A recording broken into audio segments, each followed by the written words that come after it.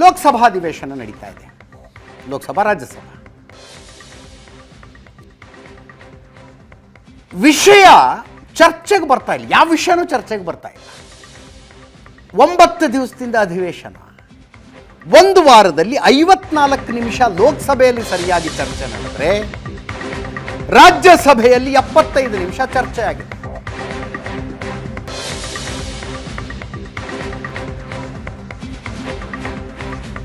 ಕಾರಣ ಏನು ಅಂದ್ರೆ INDIA ಮೈತ್ರಿಕೂಟ ಅದಾನಿ ವಿಷಯದಲ್ಲಿ ತನಿಖೆಗೆ JPC ಆಗಬೇಕು ಅಂತ ಪ್ರತಿಭಟನೆ ನಡೆಸ್ತಾ ಇದೆ, ಗಲಾಟೆ ಮಾಡ್ತಾ ಇದೆ.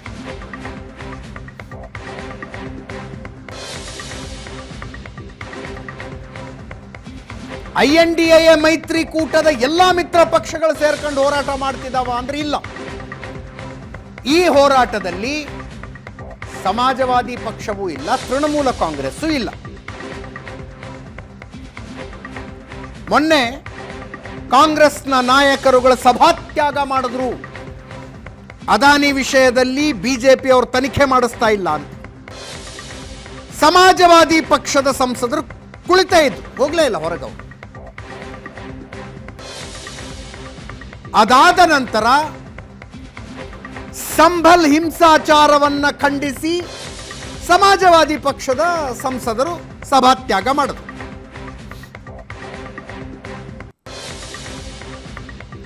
ಅದಾನಿ ವಿಷಯ ಒಂದೇ ಯಾಕೆ ಹಿಡ್ಕೊಂಡು ಕೂತಿದ್ದೀರಿ, ಬೇರೆ ವಿಷಯಗಳ ಚರ್ಚೆಯಾಗಬೇಕು ಅಂತ SP ಮತ್ತು TMCಗೆ ಆಗ್ರಹ.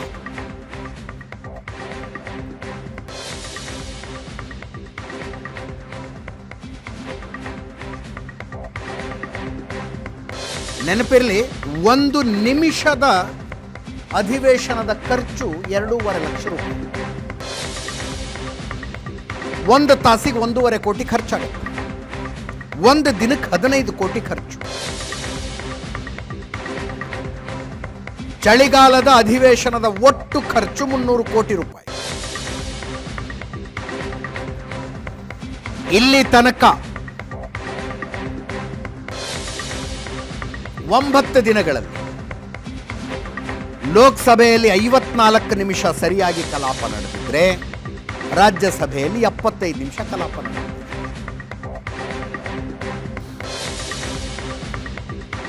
ಉಳಿದದ್ದಷ್ಟು ಗಲಾಟೆ.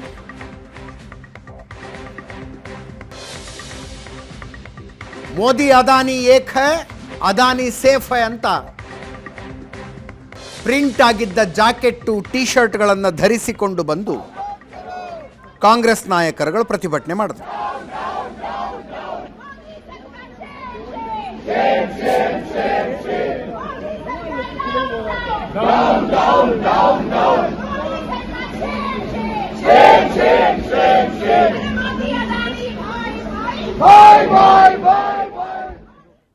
ಮತ್ತೊಮ್ಮೆ ಪ್ರಶಾಂತ್ ಯಾರ ನಮ್ಮ ಜೊತೆಗೆ. ಪ್ರಶಾಂತ್, ಏನಾಗ್ತಿದೆ ಅನ್ನಿಸ್ತಿದೆ ಇದು ಅದಾನಿ ಮ್ಯಾಟ್ರು? ಕೊಟ್ಬಿಡೋದಪ್ಪ ಒಂದ್ಸಲ JPCಗೆ. BJP ಆಡಳಿತದ ರಾಜ್ಯಗಳಲ್ಲಂತೂ ಏನು ಆರೋಪ ಬಂದಿಲ್ವಲ್ಲ, ಆಗಿಬಿಡ್ಲಿ ಅಂತ. ಯಾಕೆ BJPಯವರು ಇಷ್ಟೊಂದು ಹಿಂದೇಟು ಹಾಕ್ತಾರೆ? ಅದೇ ನೋಡಿ, ಇದರಲ್ಲಿ 2 ವಿಷಯಗಳು. ಒಂದು, BJP ಅದಾನಿ ಅಂದ ತಕ್ಷಣ ಮನಸ್ಸಿಗೆ ಹಚ್ಕೋತಾರೆ ಅಲ್ಲ, ಒಂದು ಬ್ಯಾಕ್ ಫುಟ್ನಲ್ಲಿರುತ್ತೆ. ನಾಳೆ ಬೋಫೋರ್ಸ್ ರೀತಿಯಲ್ಲಿ ಎಲ್ಲಿ ಅದಾನಿ ಇಡೀ BJPಯ ಬೋಟನ್ನು ರಾಕ್ ಮಾಡುತ್ತಾ ಅಂತಕ್ಕಂಥದ್ರ ಬಗ್ಗೆ BJPಯಲ್ಲೂ ಆತಂಕಗಳಿವೆ. ಆ್ಯಂಡ್ ಜಾಯಿಂಟ್ ಪಾರ್ಲಿಮೆಂಟ್ರಿ ಕಮಿಟಿಯ ಪ್ರೋಬಿಂದ ಇದೀಗ ನಿಮ್ಮ ವಕ್ಫ್ನಲ್ಲಿ ಏನಾಗ್ತಾ ಇದೆ, ಅದೇ ರೀತಿ ಜಾಯಿಂಟ್ ಪಾರ್ಲಿಮೆಂಟ್ರಿ ಪ್ರೋಬ್ ಕಮಿಟಿಯಲ್ಲೂ ಕೂಡ ಆಗುತ್ತೆ. ಹೌದು. ಆದರೆ ನೋಡಿ, ಈಗ ರಾಹುಲ್ ಗಾಂಧಿಯವರ ಪೆಟ್ ಸಬ್ಜೆಕ್ಟ್ಗಳು ಯಾವುವು ಅಂತ ನೋಡಿದರೆ ನೀವು, first is Adani, second is Adani, third is Adani. ಹೌದು. 4ನೇದು ಕಾನ್ಸ್ಟಿಟ್ಯೂಷನ್ನು, 5ನೇದು save democracy. Correct. It went well when you won elections. ನೀವು ಜುಲೈಯ ರಾಹುಲ್ ಗಾಂಧಿಯ ಭಾಷಣವನ್ನು ಜನ ವಾ ತಾರೀಫ್, ಕಾಬಿಲೆ ತಾರೀಫ್ ಅಂತ ಹೊಗಳಿದ್ದು, ಮಾಧ್ಯಮಗಳು ಕೂಡ ಹೊಗಳಿದ್ವು, ನಾವು ಕೂಡ ಹೇಳಿದ್ವಿ ರಾಹುಲ್ ಗಾಂಧಿ ಪಾರ್ಲಿಮೆಂಟ್ನಲ್ಲಿ ಭಾಳ ಚಂದ ಮಾತಾಡಿದರು ಮೊದಲನೇ ಭಾಷಣ ಅಂತ. ಆದರೆ ನೀವು Rahul Gandhi so much ಆಬ್ಸೆಸ್ಡ್ with Adani. ಈಗ ಸಂಬಲ್ ಪ್ರಕರಣದಲ್ಲಿ ಏನಾಯಿತು, ಸಮಾಜವಾದಿ ಪಕ್ಷಕ್ಕೂ ಮತ್ತು ರಾಹುಲ್ ಗಾಂಧಿಗೂ ಮೈತ್ರಿಯೇ ಕಿತ್ತು ಹೋದೋ ರೀತಿ ಇವತ್ತಿನ ಪ್ರತಿಭಟನೆಯಲ್ಲಿ ಸಮಾಜವಾದಿ ಪಕ್ಷ ಬಂದು ಭಾಗವಹಿಸ್ತಾ ಇಲ್ಲ. ಹೌದು ಹೌದು. ನಾನಿವತ್ತು ಪಾರ್ಲಿಮೆಂಟ್ನಲ್ಲಿ ನೋಡ್ತಾ ಇದ್ದೆ, ಅಂದರೆ ಇವ್ರು ಪ್ರತಿಭಟನೆ ನಡೆಸ್ತಿದ್ದಾರೆ, ಅಲ್ಲಿ ಪಕ್ಕದಲ್ಲಿ ಕೀರ್ತಿ ಆಜಾದ್ ತೃಣಮೂಲ್ ಕಾಂಗ್ರೆಸ್ನ ಸಂಸದ ಇಂಟರ್ವ್ಯೂಗಳ ಮೇಲೆ ಇಂಟರ್ವ್ಯೂಗಳು ಕೊಡ್ತಾ ಇದ್ದಾರೆ. Mamata will lead the India alliance, not Rahul Gandhi ಅಂತ.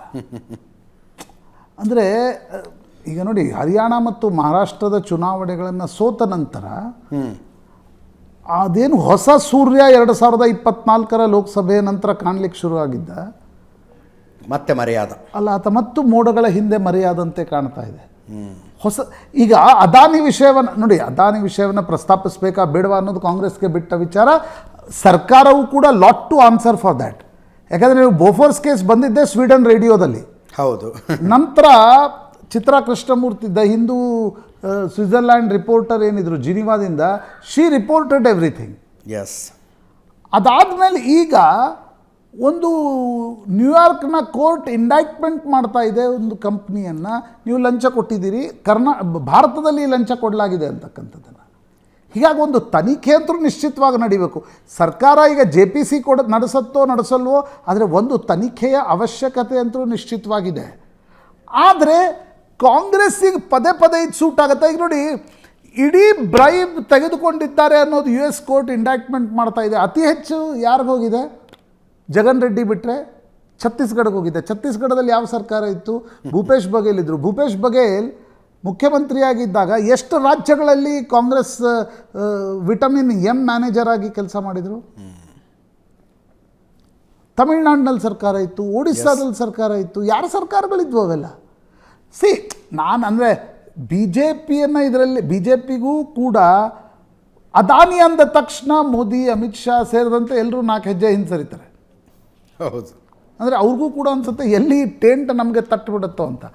ಆದರೆ ನೀವು ಒಂದು ಬಿಸ್ನೆಸ್ ಹೌಸ್ ವಿರುದ್ಧ ಇಷ್ಟೊಂದು ಆಬ್ಸೆಸ್ಡ್ ಆಗಿ ಪ್ರತಿಭಟನೆಯನ್ನು ನಡೆಸ್ತಾ ಇರ್ತಕ್ಕಂಥ ಸಂದರ್ಭದಲ್ಲಿ, ಹಾಗಿದ್ದಲ್ಲಿ ಯಾಕೆ ನಿಮ್ಮ ಪಕ್ಷಗಳ ಈಗ DK ಶಿವಕುಮಾರ್ ಅಂಬಾನಿ ಮದುವೆಯಲ್ಲಿ ಹೋಗಿ ಭಾಗವಹಿಸಿ ಬಂದರು? ನೀವು ಪದೇ ಪದೇ ಅಂಬಾನಿ ಅಂತ ಇದ್ದೀರಿ.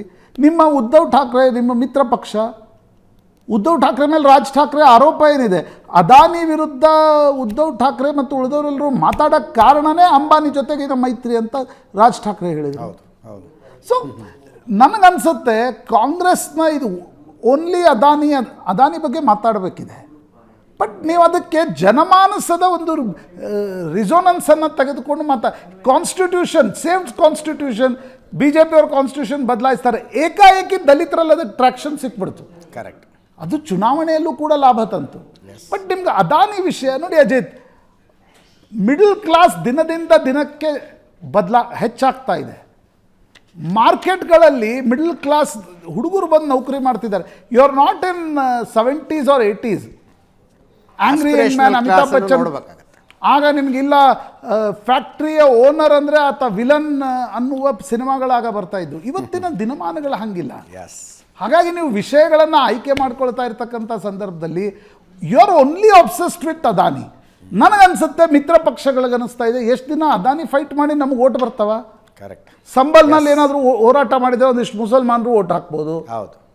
ತೃಣಮೂಲ್ಗೆ ಅನ್ಸುತ್ತೆ ಕಾಂಗ್ರೆಸ್ ಜೊತೆ ಹೋಗಿ ನಾವ್ಯಾಕೆ ಬೋಟನ್ನು ರಾಕ್ ಮಾಡ್ಕೊಳ್ಬೇಕು. ಈಗ ಉದ್ಧವ್ ಠಾಕ್ರೆಗೆ ಅನಿಸ್ತಾ ಇದೆ ಕಾಂಗ್ರೆಸ್ ಜೊತೆ ಹೋಗಿಯೇ ಉಪಯೋಗ ಇಲ್ಲ ಮಹಾರಾಷ್ಟ್ರದಲ್ಲಿ ಅಂತ. ಹೀಗಾಗಿ ನನಗನ್ಸುತ್ತೆ ನೋಡೋಣ ಇದು ಎಲ್ಲೆಲ್ಲಿ ಹೋಗುತ್ತೆ ಅಂತ. Thank you so much Prashant. ಇದರೊಂದಿಗೆ ಇವತ್ತಿನ ಪಾರ್ಟಿ ರೌಂಡ್ಸ್ ಮುಗಿಸ್ತಾ ಇದ್ದೀನಿ. ನೇರ ದಿಟ್ಟ ನಿರಂತರ ಸುದ್ದಿಗಾಗಿ ನೋಡ್ತಾ ಇರಿ ಏಷ್ಯಾನೆಟ್ ಸುವರ್ಣ ನ್ಯೂಸ್.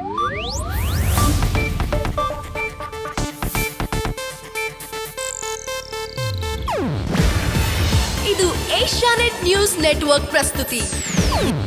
ನೀವು ನೋಡ್ತಿದ್ದೀರಾ ಏಷ್ಯಾನೆಟ್ ಸುವರ್ಣ ನ್ಯೂಸ್.